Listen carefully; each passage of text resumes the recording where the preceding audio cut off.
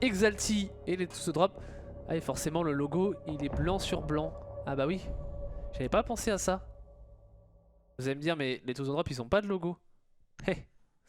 Ouais c'est vrai, en fait c'est le logo qui est blanc, blanc sur blanc. Forcément blanc sur blanc ça ne marche pas. Mais oui. Mais oui, évidemment. Attendez, je vais en profiter pour corriger ça. Regardez, vous allez voir, ça va être magique. Ça va être magique. On va faire quelque chose de très beau. Hop. Ce sera bon dans quelques petites secondes, hein, vous inquiétez pas.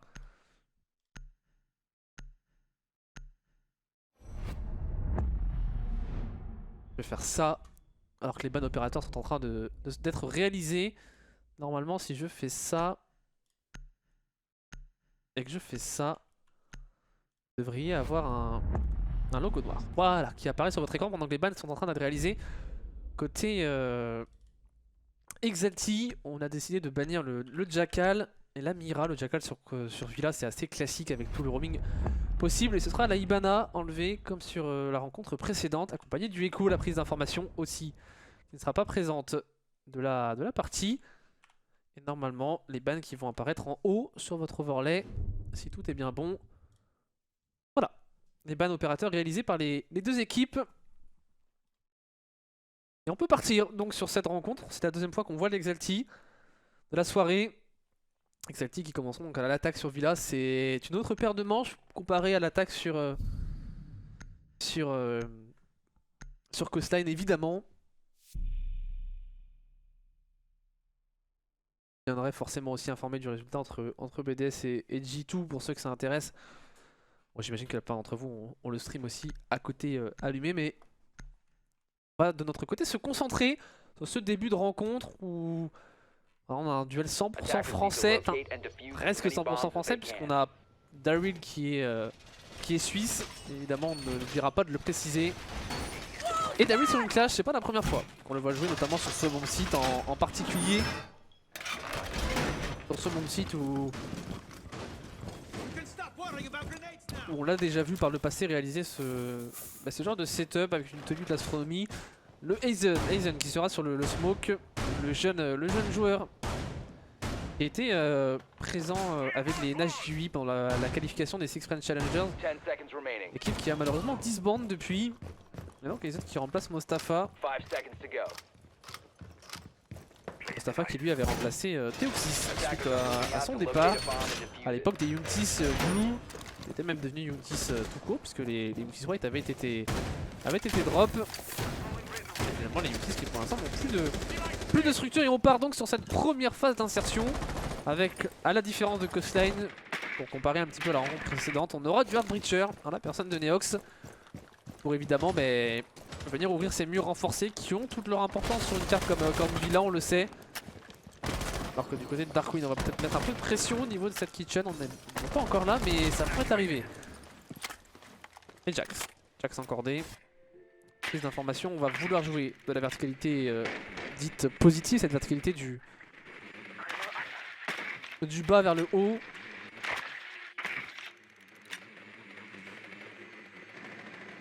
Et on continue de prendre cette information. Est-ce qu'on a des joueurs pour limiter cette entrée, cette insertion en dessous? Attention, retour potentiellement d'un Aurel.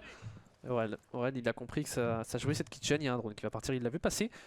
Aurel, s'il avait la bonne idée de... Et il va être droné.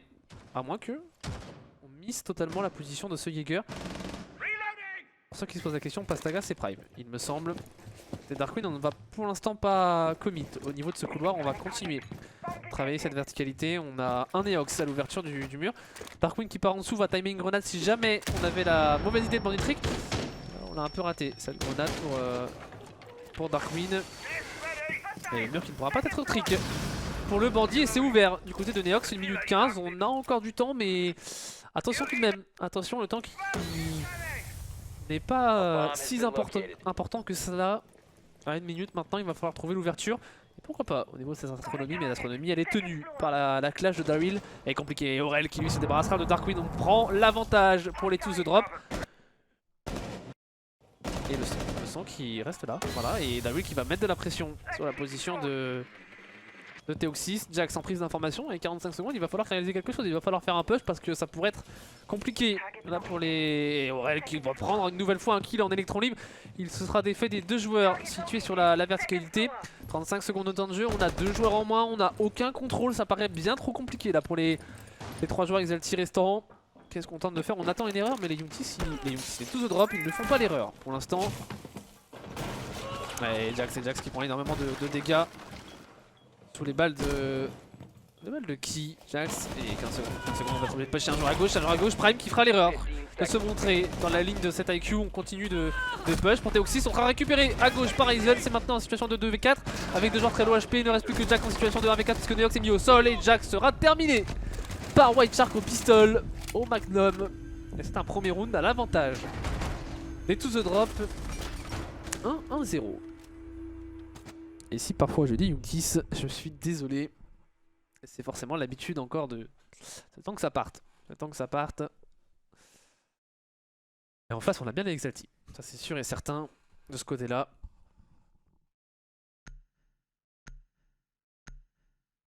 Et 1-0. 1-0 sur le premier round de défense. Round de défense où le roaming d'Aurel a été l'une des clés.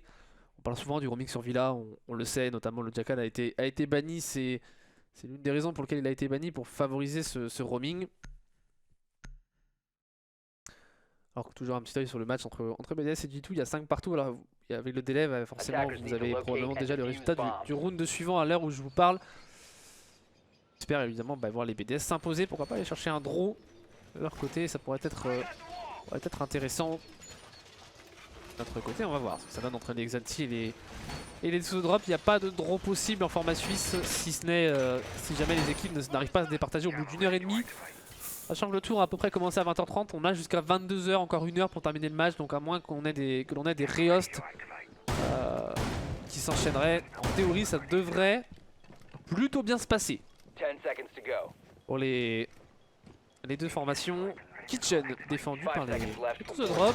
Kitchen, un bon titre qu'on voit jouer quand même sur Villa, mais pas celui qui est pick préférentiellement. On y verra plus souvent une salle de l'aviation et une salle de jeu. Ce ne sera pas le cas pour les 5 défenseurs phase d'insertion côté assaillant.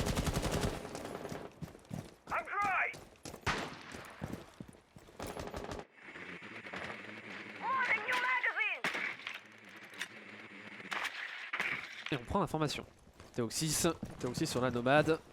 Un rôle peut-être un peu support aussi de la nomade qui peut être intéressante, qui est intéressante pour gérer notamment les retours dans le dos des défenseurs ou tous les potentiels sorties extérieures. Il n'y en a pas énormément sur Villa, mais c'est toujours problématique. La pleine information qui continue. Pour Neox, on va jouer clairement ce top. On a un Cheesy par la verticalité qui pourrait récupérer White Shark. Attention White Shark à ne pas abuser du sensor cardiaque de l'opérateur du FBI. Ouais, petit drop de son, j'en suis désolé. Petit souci technique parfois ce soir. Et on le voit le pulse. Oh White Shark. Je pense qu'il l'a compris. Je pense qu'il a compris qu'il va pas falloir sortir le capteur à mauvais escient. Et Cheesy encore, Oh White Shark il joue avec le feu. Il joue clairement avec le feu. Là on a un duel important. Est-ce qu'il a pas envie de le reprendre? Et Aizen lui prendra la décale sur Darkwing. Pour prendre l'avantage numérique, c'est le bloc qui tombe, c'est l'un des potentiels de verticalité qui ne sera plus présent dans la composition d'attaque. Intéressant le kill pris par ce smoke. Ouverture de mur, dans de la trappe. Réalisé par Neox, on va pouvoir se défaire d'un Moni positionné par le mute, l'opérateur du SAS. En l'occurrence joué par Aurel. Tiens des overtime notamment.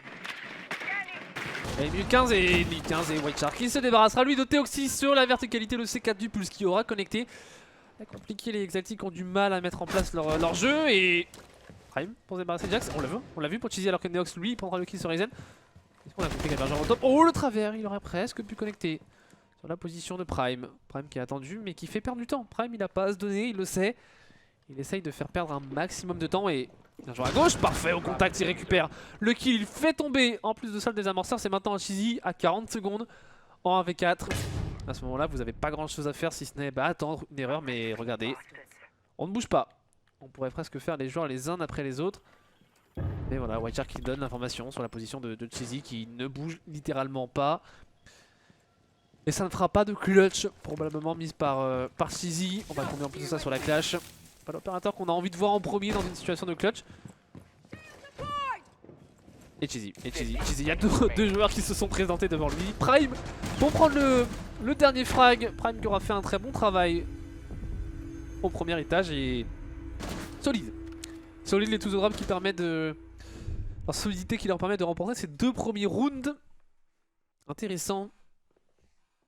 Cette gestion du début de rencontre pour l'instant. Maintenant pas d'inquiétude pour les Exalti, on est sur une carte quand même defense sided, mais on les sent pour l'instant maîtrisés par ces 2 drops, les anciens Untis.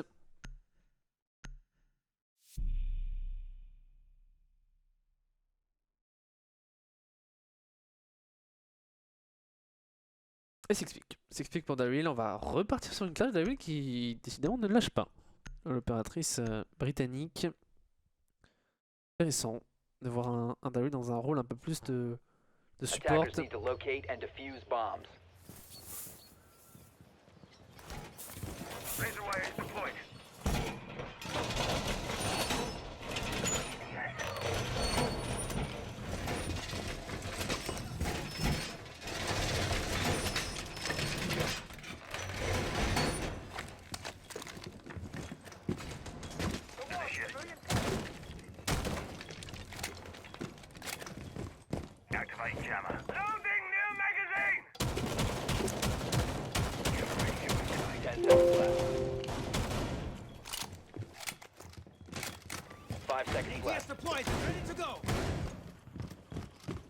Et on part sur cette troisième manche. Donc les Exalti toujours en attaque. Avec une composition qui n'a pas évolué jusqu'à présent. On reste sur la même composition alors que les G2 se sont imposés. Sur le score de 7 à 5. Voilà, face au G2. Petite information, la soirée. Première victoire des G2 au rendez-vous et nous on repart sur notre match de qualification de Challenger League. Les Exalti au droning. À la prise d'informations sur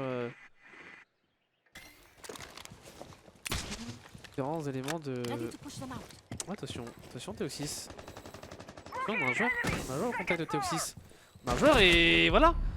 C'est Prime qui récupérera le kill sur un Théo6, un série. Est-ce qu'on avait l'information sur ce Jäger? J'en suis pas certain. Et c'est un roaming un peu solitaire mais qui pose des problèmes à ces joueurs Exalti. Alors qu'on va s'insérer en salle d'études. En contact, Stéphane a barbelé. Est-ce qu'on n'aurait pas une ouverture possible sur site? Non, on a un joueur en coffre. Il me semble, on a personne de... Pas d'Aurel, c'est peut-être Dyson sur son mute avec un C4 entre les mains qui évidemment pourrait être intéressant sur la verticalité. Et on va venir ouvrir le mur. Pour Neox. La grenade part au-dessus pour éviter un potentiel impact trick ou en tout cas essayer d'enlever quelques points de vie à ses assaillants. Et les Exalti, regardez, ils sont tous du côté sud. Pour l'instant, le C4 de White Shark, on l'a vu partir par au-dessus, il était parfait. Mais il n'y avait pas de joueur qui se présentait à cette bridge jusqu'à présent. Et Jax pour prendre la décale. Et la position de Daryl, elle est intéressante, elle donne énormément d'informations. Et Cheesy pour se débarrasser de White Shark et ramener la situation en 4v4. Elle pose des problèmes cette clash, elle pose clairement des problèmes. On n'arrive pas à s'en défaire et Price dans le dos pour prendre un deuxième frag alors que Neox prendra tout de même le revenge. On est maintenant dans une situation de 3v3. Ça s'enchaîne. Premier round où c'est relativement accroché pour les deux équipes. On envoie une première flash. Aizen, attention, Aizen n'a pas venir se donner, il a une position assez forte, il a plus de C4 entre ses mains. On a un Aurel qui a 2 composés Z8 à 30 secondes, c'est plutôt intéressant.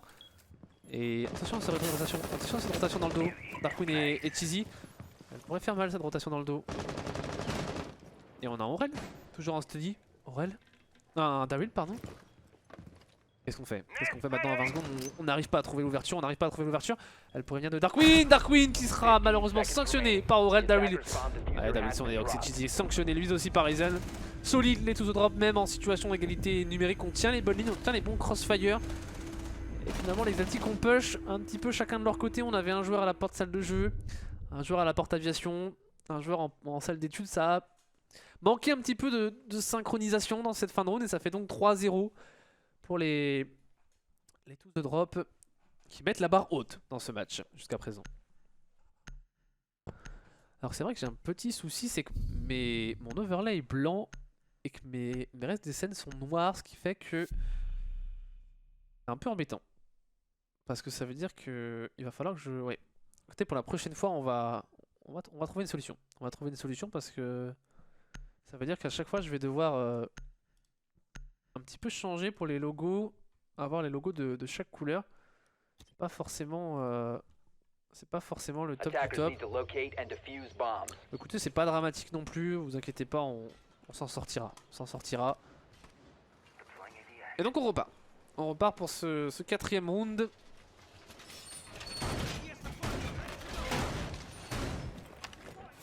Quatrième round de défense. Et il va falloir les Exalted tout de même réussir à en remporter. Une manche d'attaque parce que certes c'est une carte défense side-in, mais 3-0, l'addition commence déjà à être relativement salée. Il faudrait à minima mettre 2 attaques pour à peu près réussir son side. Parce que là ça commence à devenir compliqué. Tout de même. 5 seconds left before insertion. Et pour revenir sur le chat du stream Rainbow Six Siege, c'est clairement dommage. C'est clairement dommage. Le peu que j'ai vu, je trouve ça très dommage, le comportement de certaines personnes. Après voilà, c'est comme ça, c'est une passe. Et bah, bonne nuit Jax qui a pris un travers où la porte était punch peut-être. J'ai l'impression que c'était un travers d'Aurel gratuit. Et des bisous, Jax qui n'aura pas la chance de jouer cette quatrième manche. La confiance elle est clairement côté tous the drop. La confiance elle est clairement de leur côté. Aurel qui pique un petit peu de partout et qui récupère des kills gratuits comme ça.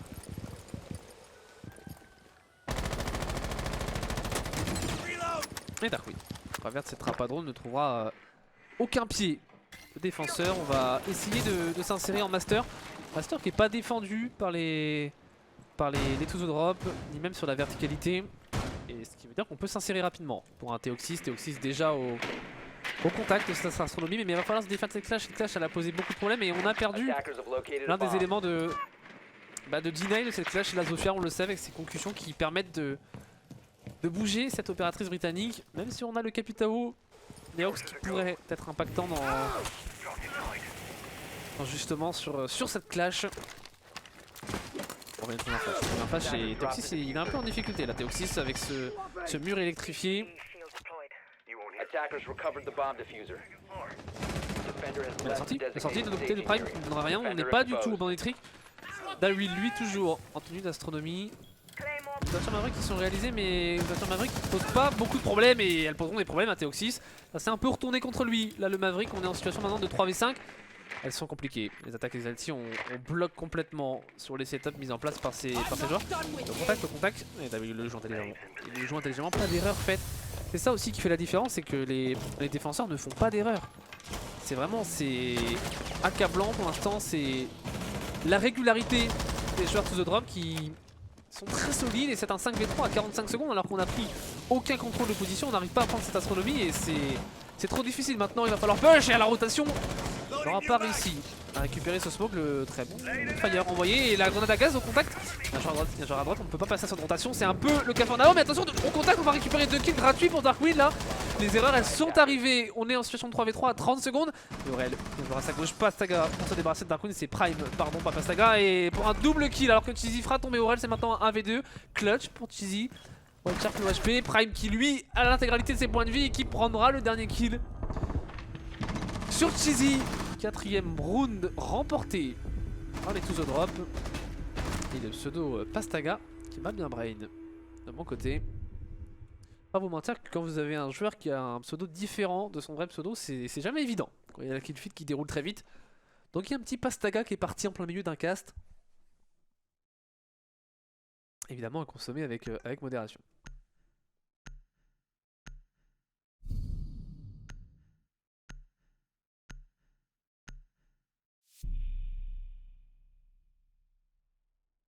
Et cinquième manche et la composition des Exalti qui reste... non, on la change. On avait déjà changé au round précédent, je l'avais pas noté. Et c'est vrai que elle avait évolué, on avait apporté ce Capitano Defenders, notamment pour protect venir your deny bombs from les, being defused by pour attackers. venir deny les positions de cette clash, mais finalement Neox n'avait pas du tout été au niveau de cette astronomie. Et là on a un Neox qui va pas sur la gridlock. La gridlock intéressant pour de potentielles exécutions au contrôle de rotation.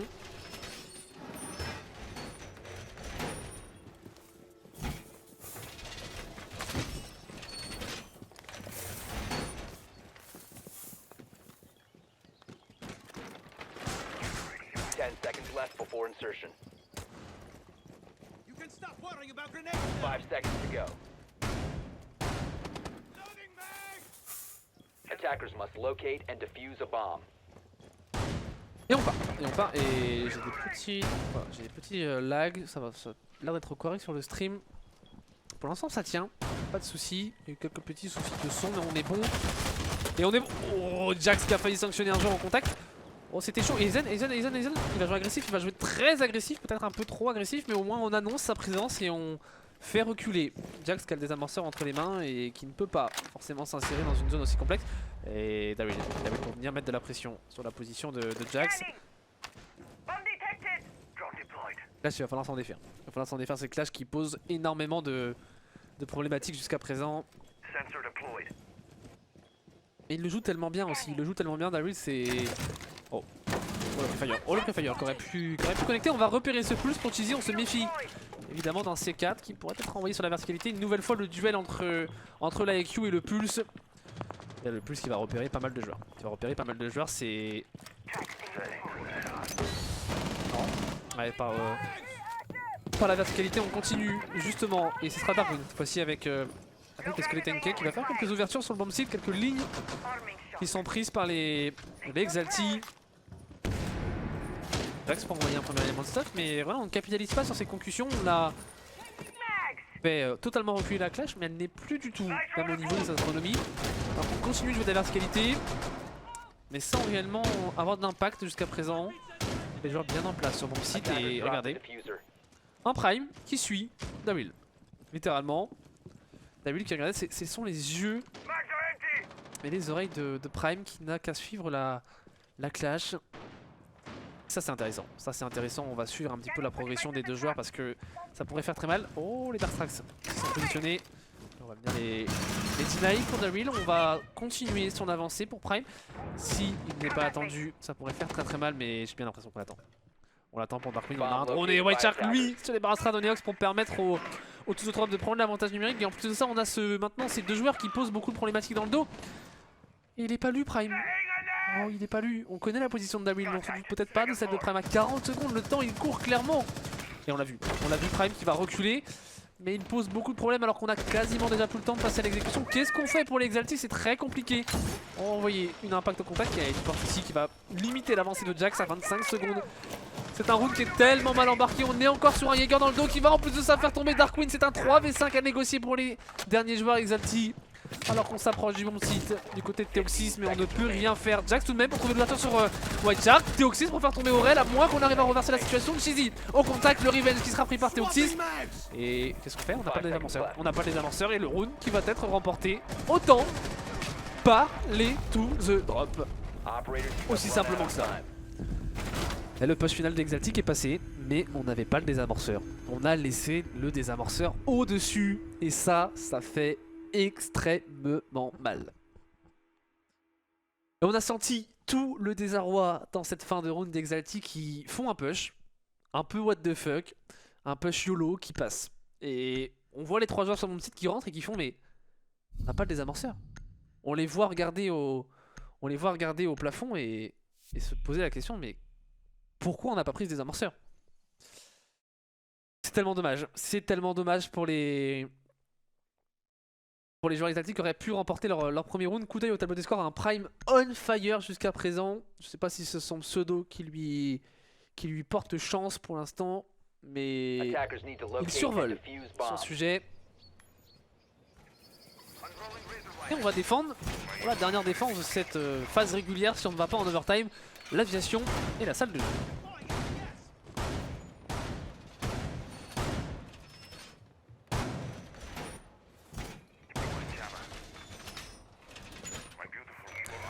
salle de jeu défendue.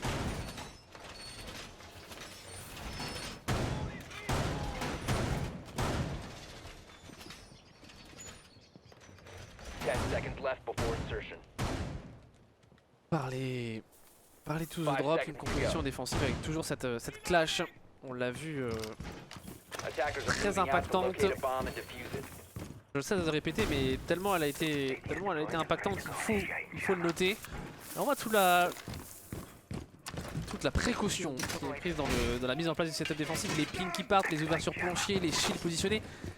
On sent qu'il y a du travail qui a été réalisé. Attention, hein, ce serait pas... Villa, on l'a déjà vu, hein, des fois des rencontres sur Villa avec des équipes qui mettent des 6-0 sur des phases d'attaque et se faire, enfin sur les phases de défense et remonter ensuite. Donc attention à ne pas enterrer définitivement Sexalty, même si forcément on aurait préféré mettre au moins un petit round. Et on peut encore le faire tout de même pour ces 5 assaillants.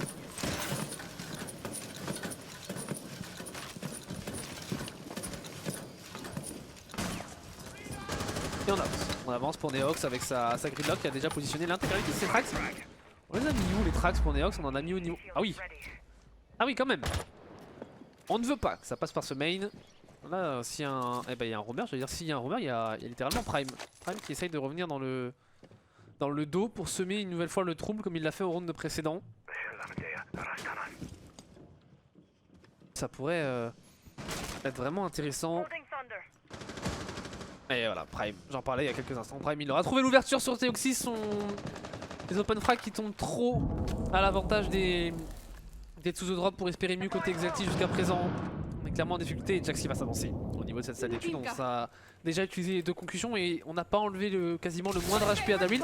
Une concussion qui est en plus de ça une impact avalée par un trophy système et Aurel pour se débarrasser de Neox. On n'y est pas pour les Exalty, la supériorité des Tsuzo Drop elle est flagrante dans cette rencontre jusqu'à présent. On est en situation de nette infériorité numérique, on va se défaire du niveau live. Bien joueur en contact. Bien joueur en contact et c'est Aurel alors que Darkwing est en des Jax surpasse sur Prime. 3v3 ça ramène la situation en équilibre quand même numérique. Attention à ne pas faire trop d'erreurs pour les défenseurs. Darwin toujours en mise de pression, il met pas mal de pression sur les joueurs même si on fait pas forcément du kill pour Darwin mais la décale Darwin qui s'en profite. Qui est obligé de reculer alors que Cheesy va s'insérer et Cheesy sera bien accueilli par White Shark avant de se faire revenge par Darkwing. Et Darkwing qui a très low HP, tout comme Jax, on est en situation de 2v2 et l'avantage il est plutôt au jeu de drop, surtout qu'on a un Darwin qui va pouvoir mettre des coups de tasse et ça va être très intéressant. La Darkwing il est quasiment mort s'il s'invase au niveau de cette porte. Et on va rentrer pour Jax et Jax, regardez, il prend beaucoup de dégâts, Et là la clash elle est tellement forte. Oh la décale d'Aurel qui va mettre et Aurel dans le dos, le turn sur Darkwing alors qu'on va essayer de se relever pour Jax. Mais non, Aurel pour prendre le finish. Oh ce qu'il a mis Aurel, Il aurait pu avoir un night shot dans le chat tellement c'était monstrueux ce qu'il nous a collé à la SMG 11. Et ça fait donc manche remportée par les Tsuzo Drop et donc déjà 6-0. 6-0, ouais. C'est dur. C'est dur quand même pour les... Ah c'est dur à avaler, c'est clairement dur à avaler, c'est difficile. C'est difficile. Maintenant rien n'est fini, on est sur les phases de défense. On peut encore espérer créer l'exploit, pourquoi pas. Pourquoi pas, ça... C'est tout ce qu'on leur souhaite. Et là ça fait 6 balles de match. Ça fait 6 balles de match et... Compliqué. Compliqué de sortir la tête de l'eau. Ça risque de te faire une rencontre remportée par les Tsuzo Drop. Et comme je vous le disais, il ne faut jamais enterrer une équipe qui est à la défense sur Villa. Donc on va encore avoir un peu d'espoir pour les Exalty. S'il y a des supporters Exalty, c'est maintenant. Il faut les supporter. S'il y a des fervents défenseurs des Tsuzo Drop, c'est aussi maintenant les supporter pour en finir de cette rencontre.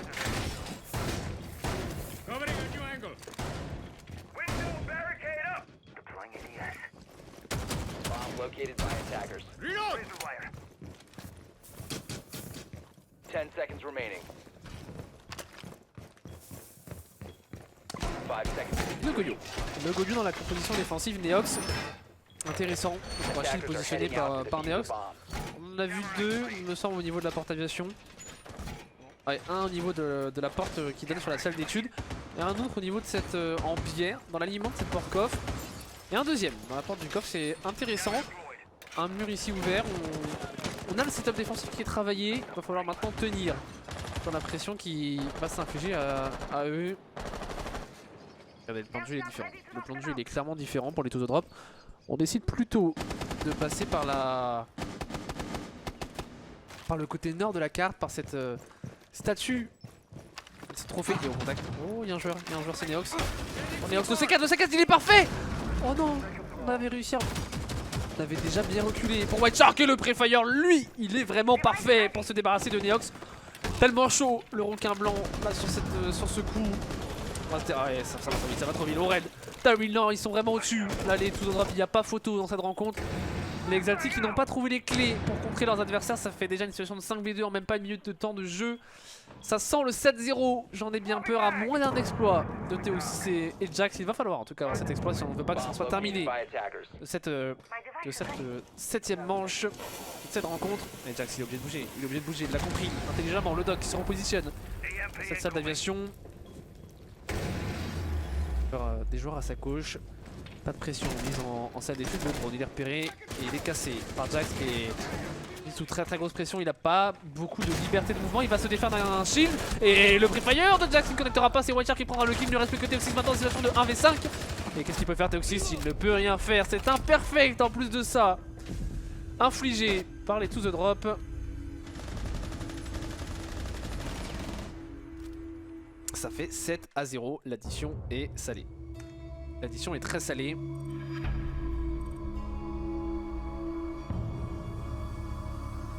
Et est-ce que si je fais ça, attendez, je vais faire un petit test. Hein. Normalement ça devrait être bon. On va voir le tableau des scores qui va s'afficher. Tableau des scores quasiment, voilà, on voit le assez homogène, même côté Unity. C'est un David qui a fait moins de frags mais qui est mort une fois. À noter avec sa clash.